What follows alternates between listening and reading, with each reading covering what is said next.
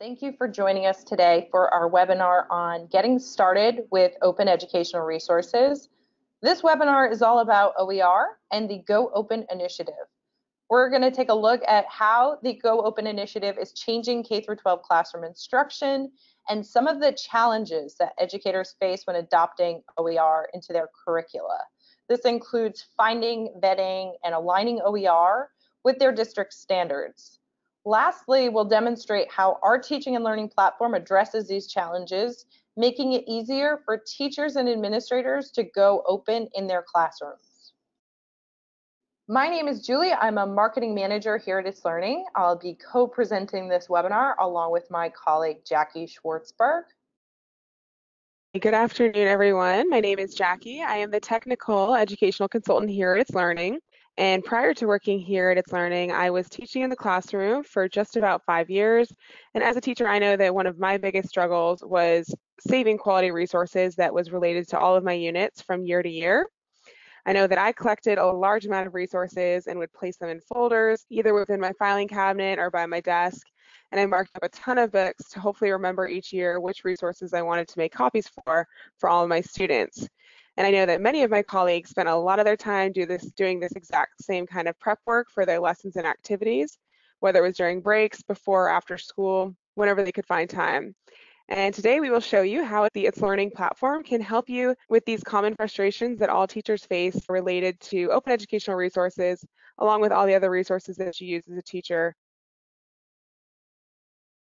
Since OER is still a new concept to some, I want to quickly explain what they are and how they're used. Open educational resources are any type of digital educational content that are unlicensed and free for the public to use. They can be modified or shared by anyone at any time, as opposed to licensed publisher content, which is paid for and cannot be modified in any way or shared outside of the license agreement. It's based on a pretty powerful idea that the world's knowledge should be available for all to access. OER can include anything from full courses, lesson plans, instructional modules, textbooks, games, videos, really any kind of tools or materials that can be used for educational purposes. In 2015, the Department of Education launched the Go Open initiative. It's a campaign to encourage state schools and districts to use OER over licensed educational materials. As of today, over 114 districts across the US have taken part in the Go Open initiative. And for good reason. There are a lot of benefits of OER. For starters, the amount spent on K-12 textbooks each year in the US is estimated at a whopping $8 billion. Reducing these costs with OER would free up funds that could be used to address other classroom needs. But OER are about a lot more than just saving money. With OER, teachers can provide a wide range of truly engaging content on various topics and in various formats. They're able to personalize their instruction for each student's interests, strengths, and easily find content for remediation. It also allows for greater educational equity. Students can access OER anywhere at any time, whether they're looking for resources to supplement an assignment they're working on, writing a research report, or just simply exploring their natural curiosity.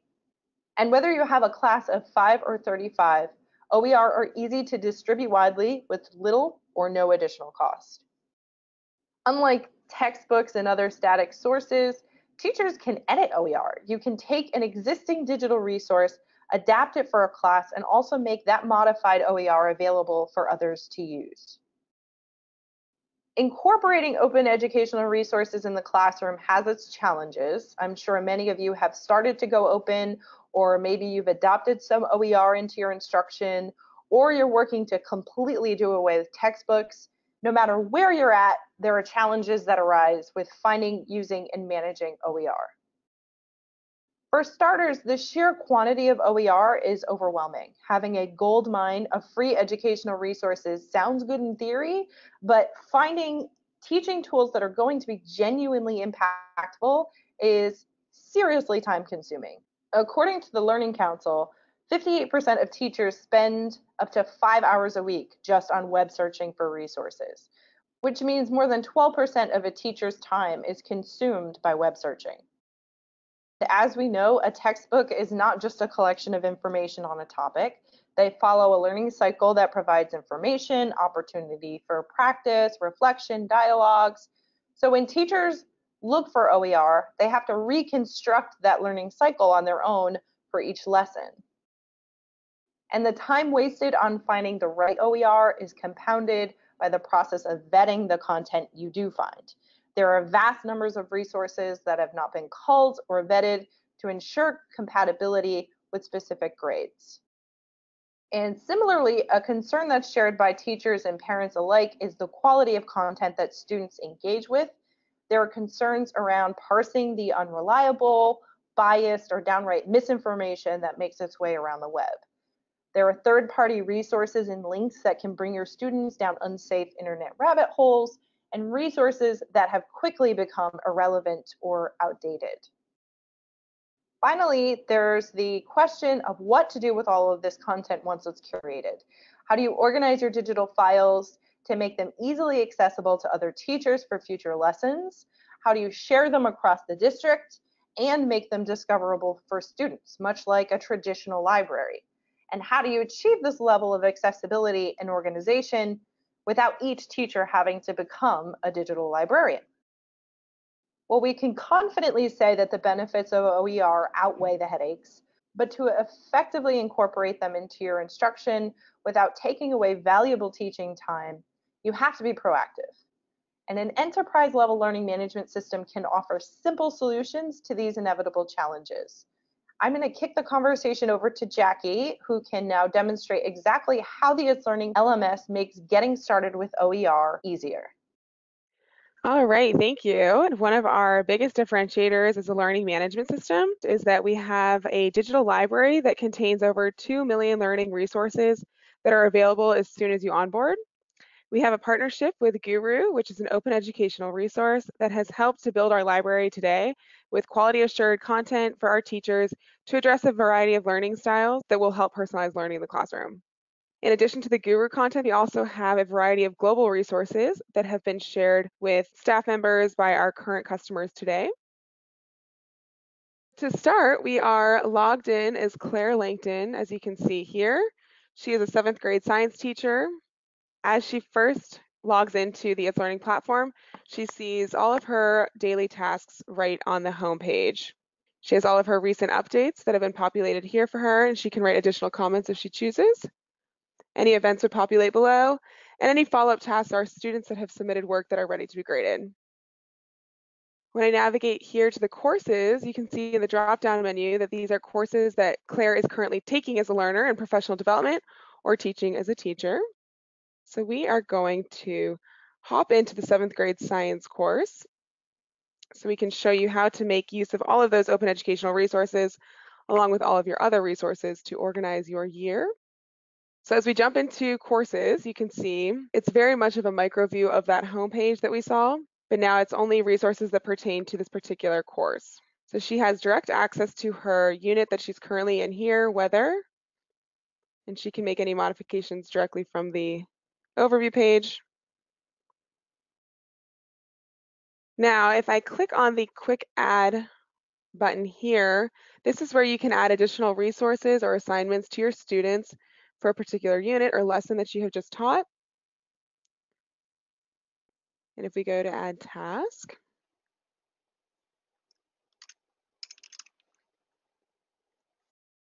this is where teachers can truly personalize the learning in the classroom by using our rich content editor when they're creating any kind of assignment, whether it's homework or formal assessment. If they want to submit a video of them teaching a lesson and have students do more hands-on activities in class, they can do so there.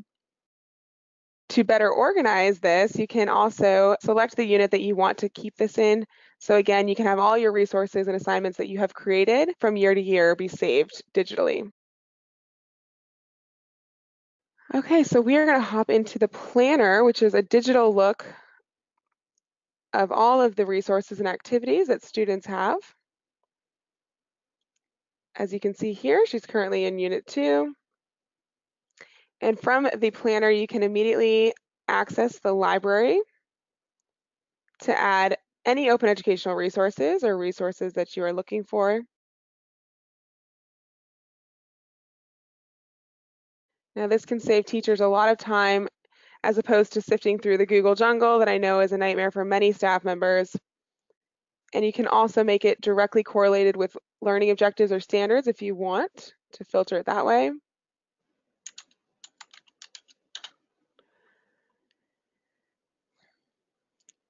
Teachers have the ability to filter it however they would like, whether it's by grade level, learning styles in the classroom.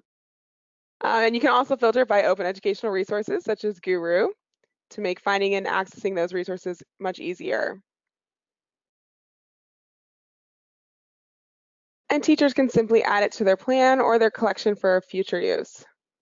And if a teacher or any staff member at the school would like to upload resources into the library, we strongly encourage that.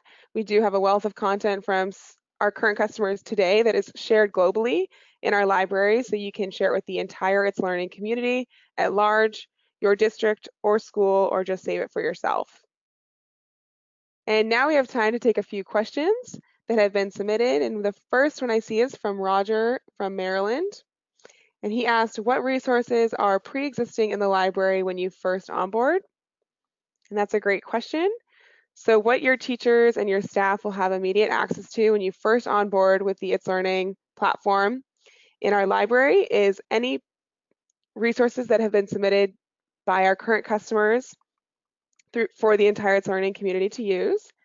In addition to that, we also have the Guru content, which contains over 2 million learning resources curated and vetted by a team of Guru Fellows daily. So now I see a great question from Brian, who is in Maine. He asked, what if I have content in my Google Drive? Which is a great question because a lot of our users today definitely utilize Google Drive and Google Apps for Education. So with that, our product team has definitely built a strong relationship with Google within our platform, so teachers can access their Google Drive directly from the platform and upload their work from Google as resources or assignments to their students. So let me show you now how you can do that.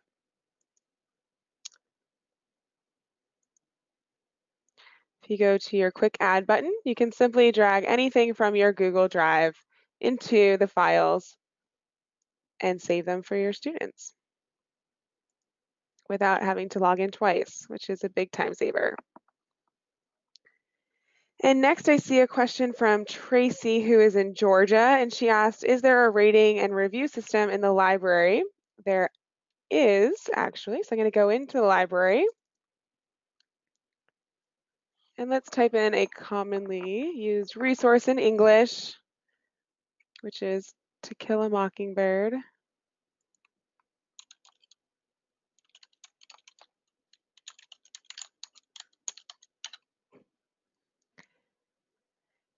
And as you can see, there's a variety of resources, and down here there's one that has 14 reviews.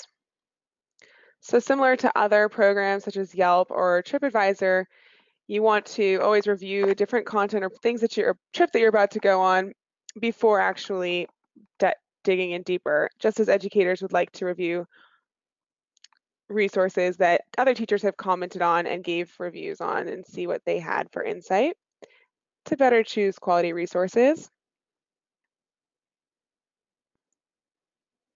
So that is what our rating and review system looks like in the library. And we do encourage teachers to always rate or review something that you do like or don't, and give some feedback for other teachers to help them as they're in the search process for quality resources. And next, I see a question from Dan, who is in Minnesota. Can we align the OER content we use to our own learning objectives? Great question. And you can. So I'm going to go to we're in the library, and I just clicked on Quick Add. So if you as a teacher want to add your resources or OER content, you can do so. Let's add a title.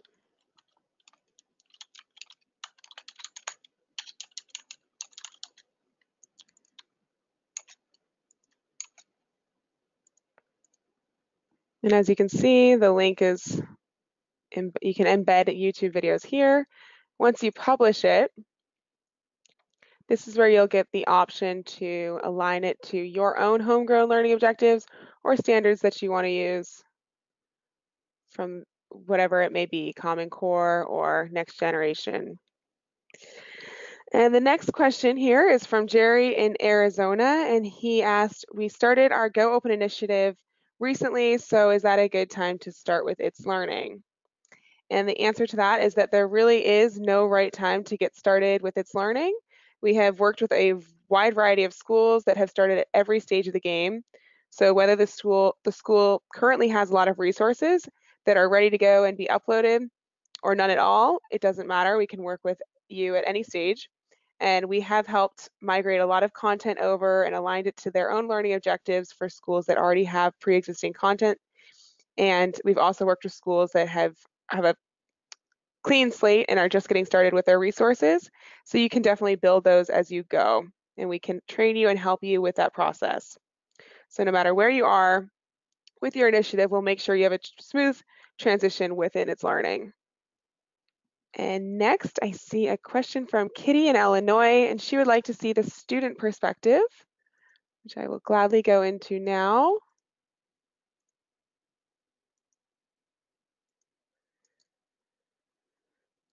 So we're going to log in as Annabelle, who is Claire's student.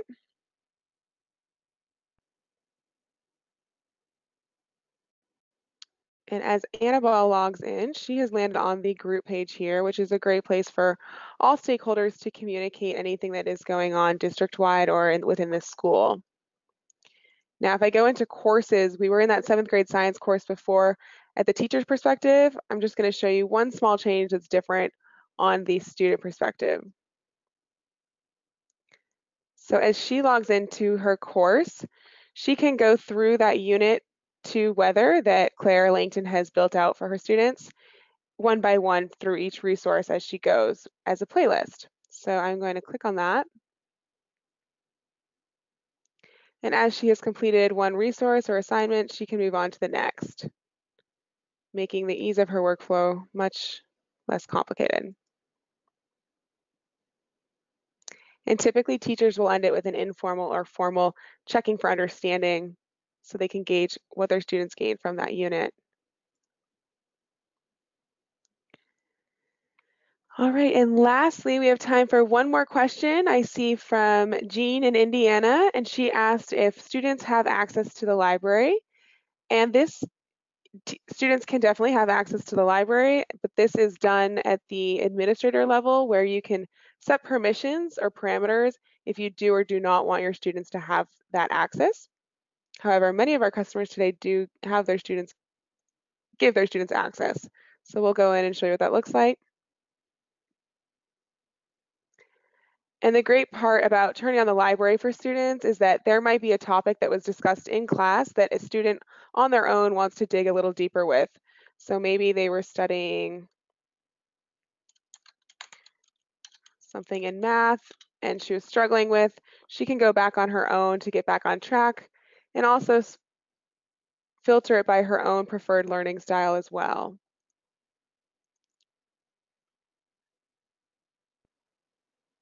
And choose resources that speak to her. She can save these to her collections for further use if she'd like, and also just review them as she goes. So this is a very safe way for students to search quality resources on their own, whether it's because they're interested in a topic or they want to get back on track with the concept that they were falling behind in, without having to sift through the Google jungle, which you never know what you're going to get. And that is all we have time for today's demonstration. Thank you all so much for attending, and we do hope to see you in the future. I'm going to hand it now back over to Julie. Thanks again for joining us. If you're interested in learning more about solutions for supporting your OER or Go Open initiatives, let us know in the post-webinar survey, and we'll reach out shortly. We also have more webinars coming up, so check out itslearning.com/us/events for the full schedule. Hope you have a great afternoon, and thanks again for joining us.